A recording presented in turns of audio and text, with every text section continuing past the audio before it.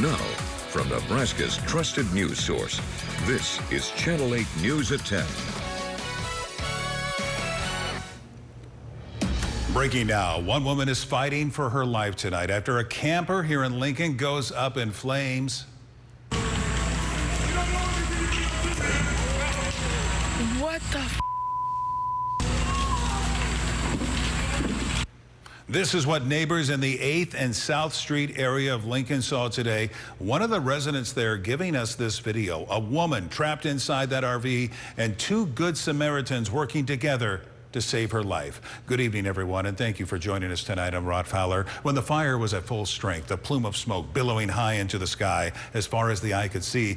This right here was recorded from our tower cam right here at the station. Kind of gives you an idea how intense it was. We have team coverage on this fire tonight in just a little bit. What a witness who saw it all go down told our Nick Erickson. But first, our Emma Norwood will get you up to speed on how first responders dealt with the situation.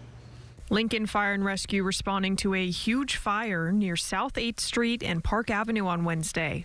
This camper igniting around 11 a.m. This video taken from the Channel 8 parking lot. You can see smoke just surging into the air. According to LFR, one woman was inside when flames engulfed the camper, and two Good Samaritans helped pull her out of a window to try and save her life. Upon arrival, fully engulfed camper, the occupant inside was assisted by a bystander. A bystander and the occupant were transported to the hospital. LPD says the woman's injuries are considered life-threatening. Some of our citizen journalists, like Kevin, also on the scene, providing us video to the Now Local News app. After putting out the fire, crews quickly taping off the area and warning the community to stay back due to a possible lithium battery being inside, causing unsafe breathing conditions. This, when the report of the lithium battery, possible e-bike involvement, health department's called to come in to service. A lot of times we work with Black Hills, we work with LES, all the utility companies. If it is a structure fire, we get to put the fire out and a lot of times go home. Our fire investigators are working with LPD and they will stay on scene for quite a while. Emma Norwood reporting for us. Tonight, we're hearing from a witness to today's horrible fire who also saw two Good Samaritans jump into action to save the woman inside. She talked to our Nick Erickson. A terrifying but courageous act. That's what two Samaritans did today at the scene of the fire. Now, it was originally reported by authorities that only one man helped the woman out of the fire, but more information and new reports says that there were actually two Good Samaritans. Jesse, the owner of Pioneer Overhead Door located near the scene of the fire, did not want to be on camera, but tells me it was her coworker that sprung into action. After he brought the smoke to her attention, Jesse ran outside where she saw the camper engulfed in flames 70 feet high. Upon notifying everyone of the fire, she called 911. That is when Noah, an employee at Pioneer Overhead Door, ran next door to Nebraska Body and Paint to grab a neighbor to help. Jesse said, quote, both ran straight to the RV. You could hear screaming, so they ran to the RV. I think everything at the moment is a blur and kind of a struggle. Once the victim was out of the RV, they pulled her together, pulled her away from the fire, away from the smoke. I spoke with the man who helped Noah get the woman to safety. Although he also didn't want to be on camera, he did mention that he was the one to break the camper window with a fire extinguisher to help get the woman out. For Noah, who has a background in medical and emergency training, it was second nature to help. Jesse told me that's just a part of his being. That's who he is. If there's a problem, if someone's hurt, if someone is in danger, he's going to be the first guy that runs to make sure that everybody is safe and secure. Shortly after EMTs arrived on scene, Noah was taken to the hospital because of smoke inhalation. Since then, he has been treated and discharged from the hospital and now with his family. Reporting from South 8th Street, I'm Nick Erickson, Channel 8 News. And that wasn't the only fire erupting today. There was one inside this apartment complex near 56 and Holdridge right around 5:30 tonight. There's 18 apartments there. Everyone had to evacuate. Here's what we know from fire officials. They upgraded this then to a greater alarm. Most of the bulk of the fire was in the ceiling of this apartment. They made their way into. That was extinguished. We've got some extension into the apartment next to it and smoke throughout the building. No one's been hurt, to my knowledge, at this point. We haven't transported anybody, and it's currently under investigation. No word yet on the cause or how much damage. The Red Cross was called in to help people who might not be able to stay in their apartments tonight. When breaking news like this happens, we'll be bringing it to you first on our Now Local News app. We had a video of both fires on our app minutes after hearing about them. If you can scan the QR code on your screen, you're better off. You can download the Now Local News app for free. It's the best way to stay aware of dangerous events like this happening in your area. Now let's get a look at your first forecast on this Wednesday night. Not too bad at all again today. The humidity was low. Here's a live look from our tower cam, pointing just to the northwest here of the station. How warm did we get today? Here's Chief Meteorologist Rusty Dawkins. Little bit above average. I was just looking to see what average is. 86 degrees, and we got to 88 in the capital city, so pretty close to normal today for your highs. The dew point, though, was tolerable. I mean, it wasn't perfect, but we were in the 60s for most of us, so that made things feel a little better. Only 83 for a high today in Columbus, 84 Grand Island, 86 in Hebron, 87 Beatrice, and one of the warmer spots was Lincoln at 88 degrees. Not much of a breeze out there now. 27th and Yankee Hill Road. Honda of Lincoln Cam looking at a very quiet evening, 70 degrees. With a dew point at 64, there is a little bit of a humidity out there. Temperature-wise, we're at 73 in McCook, 69 in Holdridge and Grand Island, 66 in Columbus, and the cooler spots in O'Neill and Norfolk are already into the middle 60s. And the dew points, not bad, middle and upper 50s, lower and middle 60s. Overall, pretty decent for our dew points. Now, there are a few clouds out there left over from storms earlier in parts of the Panhandle and southwest Nebraska, but no precipitation out there yet. Doesn't look like we'll see any until we get past early tomorrow morning. Then watch this. One isolated storm tries to form, and then this comes our way as we head through Thursday afternoon into the evening hours, coming at us from South Dakota, making its way into central Nebraska, and eventually pushing on out by 10 o'clock tomorrow night. So we'll break that timing down, and if it's going to be severe or not, plus the rest of the week forecast in a few minutes. All right, thank you, Russ. See, right now, major steps forward in treating pancreatic cancer. Today, the FDA approving the drug daraxonrasib to the public months ahead of schedule. In recent clinical trials, patients like former Nebraska Senator Ben Sasse are living longer and their tumors shrinking. Our Danielle Da Silva joins us here in the studio with the details. Danielle.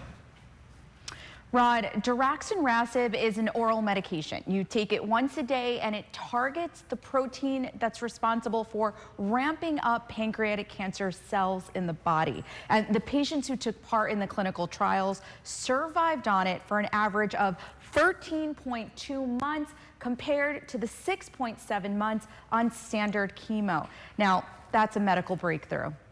For patients who have already received at least one systematic treatment or who aren't candidates for combination therapy, daraxonrasib might be for you. Daraxonrasib is definitely a game changer. Dr. Kelsey Clutes is an oncologist at Nebraska Medicine's Fred and Pamela Buffett Cancer Center. She says patients aren't only living longer, but it's also doing that with less serious side effects.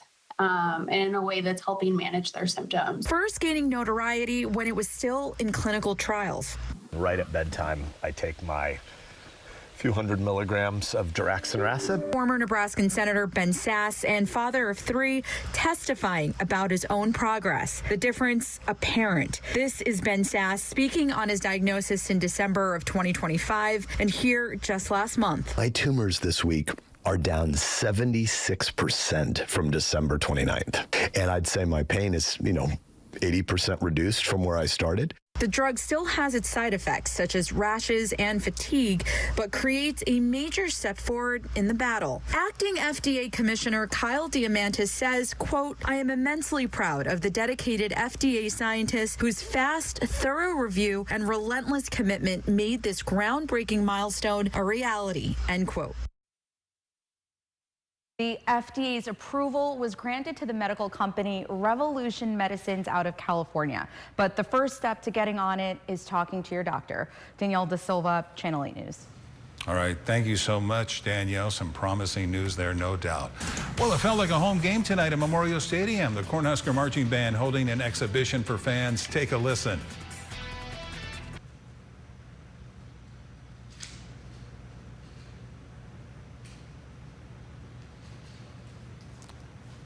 It's coming up. Stand by.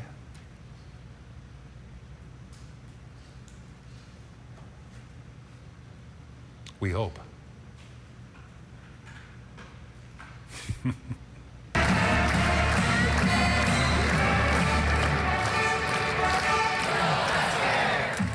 See, that was worth waiting for. The band delighting a good crowd tonight with its routine. Citizen journalist Kevin sending this video to our Now Local News app.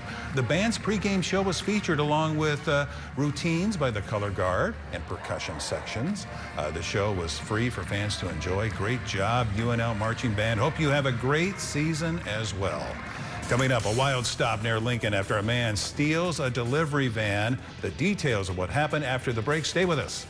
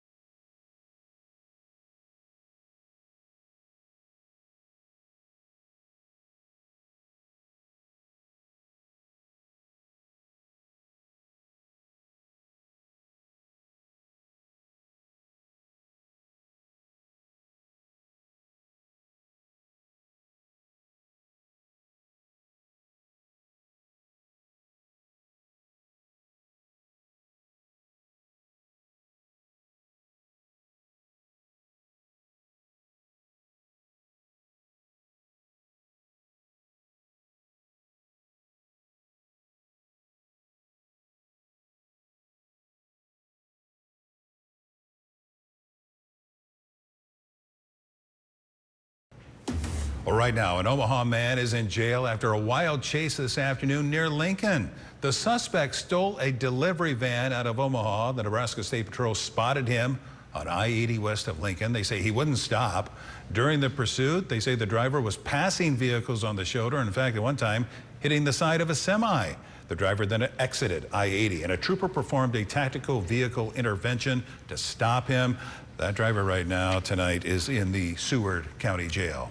Only on 8, our nation's heroes are receiving a life-changing gift.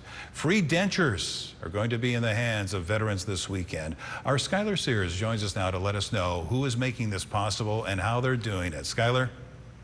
Hundreds of Nebraska veterans will have access to free dental care this weekend.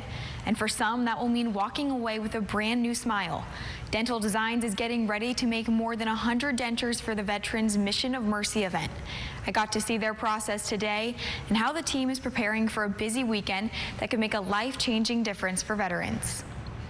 This Friday and Saturday, hundreds of veterans will attend the Veterans Mission of Mercy event, a free dental clinic offering everything from cleanings and fillings to dentures. And before the first of over 500 patients walks through the door, the work to give some of those veterans a new smile is already underway. At Dental Designs Lab, the team is already preparing for an around-the-clock push to make it happen.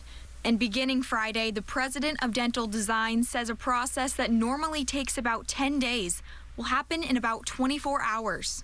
It takes an army almost. In order just to do one denture, it takes about 4 technicians. It takes about 4 days. When we're doing over 100 or close to 200, it takes about 35 people who work together and either design or print or drive or moral support. Dentists at the clinic will take impressions from veterans, then send those digitally here to the lab. where the dentures will be designed, then sent to a 3D printer. From there, each denture is finished by hand before being sent back to the clinic for the veteran. 6 people from Dental Designs will be at the event, working with dentists and veterans, while most of the team will be back at the lab, designing, printing, and finishing the dentures. For some veterans, cost and access can make this kind of dental care difficult to get. And after 4 years of taking part in this event, Barrett says the look on their faces never gets old. The next day when they came back for their denture to be inserted, it was put in their mouth, and you should see the smiles that went on their faces. It changes their life. It's a huge impact on them. Barrett says the team loves seeing photos of the veterans with their new look, making all the work so worth it. The Veterans Mission of Mercy Clinic runs Friday from 8 a.m. to 5 p.m. and Saturday from 8 a.m. to 3:30 p.m. at the Army National Guard Titan Readiness Center in Utan. Denture appointments are already full, but other free dental services will be available to eligible veterans and their spouses. Reporting in the studio, Skylar Sears, Channel 8 News. Now, your Storm Alert Team forecast with Chief Meteorologist Rusty Dawkins. Starting off tonight, looking at my favorite intersection at 10 p.m., 48th and Cornhusker Highway, ABC Seamless, looking for red light runners. Got a green light though, so I think we'll be fine. Moving on, temperatures in the 60s and 70s right now. A comfortable evening out there. Dew points are tolerable. I'll show you that in a minute, but 66 in Columbus. Everybody else right around 70, 71, 72 degrees. The dew points, okay. Once you're middle and upper 60s to around 70, it's a little humid, but 61 in Omaha, 62 Columbus. At least we're not in the 70s for most of us. A couple of clouds out there streaming in from storms in and around the McCook McCook area earlier. They saw 1 inch to 1.5 inch diameter hail just northwest of the city. I did get a report from a gentleman that saw it was just a little bit smaller than penny-size hail in the McCook area. Western Nebraska had some storms too, so all of that cloud cover from really 2 storms. And that's about it. Now we've got another chance. In fact, 2 storms. That's kind of ironic. Watch this one. Just shows up briefly, 9 o'clock in the morning, makes a beeline. I think it's testing the waters because another wave comes almost exactly from the same spot. This one intensifies. So it's almost like that first one's just a kind of a leader just to check things out. And then it goes, yep, all clear. And then this thing comes through between O'Neill and North Platte by 6, 7, 8 o'clock tomorrow evening, blows through South Central and Southwest Nebraska by 10 o'clock, 11 o'clock, and around midnight, and then that's it. So because of that, this area right here from just the corner of Holt County down towards Grand Island and areas west, just basically the western half of the state, has a chance at seeing some severe storms Thursday afternoon and into the evening hours. And then Friday, everything kind of pulls to the east a little bit, so we may see storms fire up here and then try to move through as we head through the day on Friday, but that's something we'll keep a close eye on. Temperatures, upper 50s, lower, middle 60s, comfortable evening, northwest wind at 5 to 10, dew points probably on the lower side, so it should be, the morning hours, you should be able to open up the windows, go for a walk, do what you need to do, and then it warms up, but not by much, between 80 and 85 degrees, and the dew points between 60 and 65, 66 degrees. I don't want to say top 10 day, but top 25, maybe.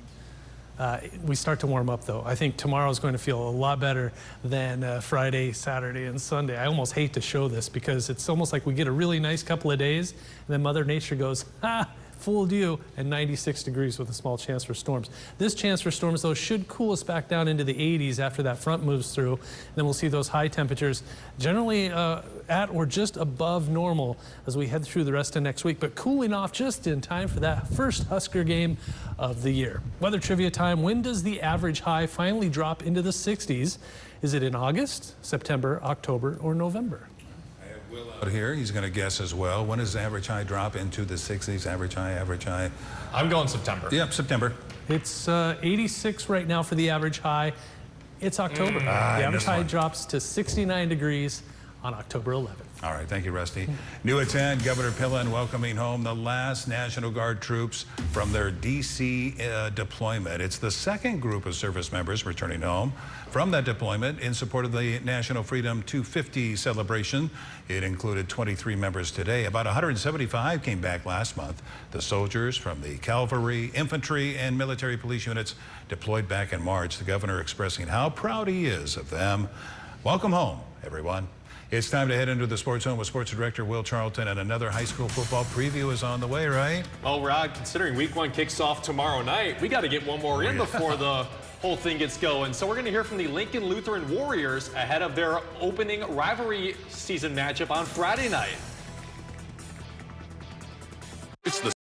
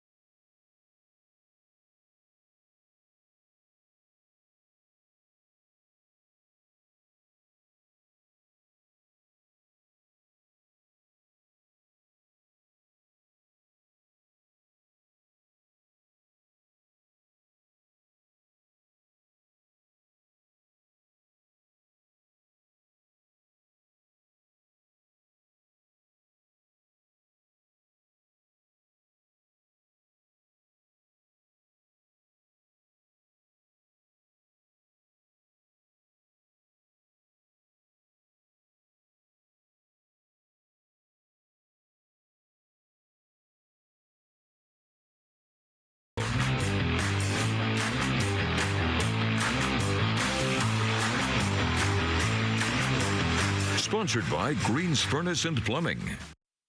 Hey, what's going on, everyone? Welcome into your Wednesday night Sports Zone. I'm Will Charlton.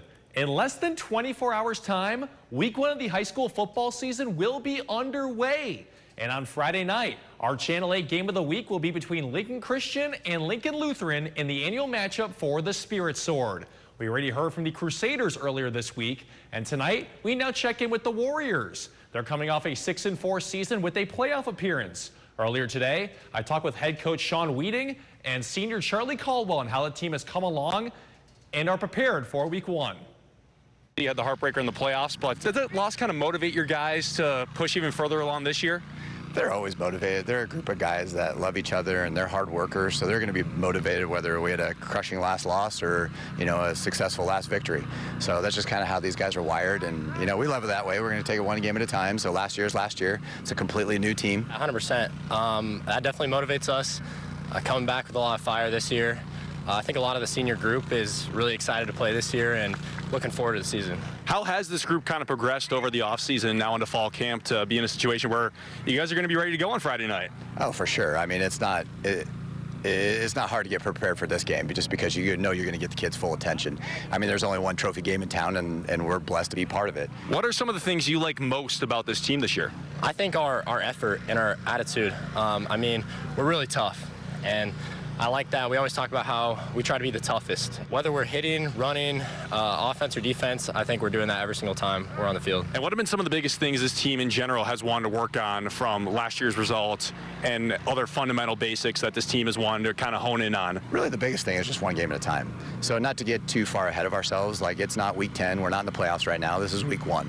So week 1, there's going to be some mistakes, but are we going to be able to get over those mistakes, and are we going to be able to get past them and be the best version of ourselves for the next play, or are we going to sulk about it? What are the team goals?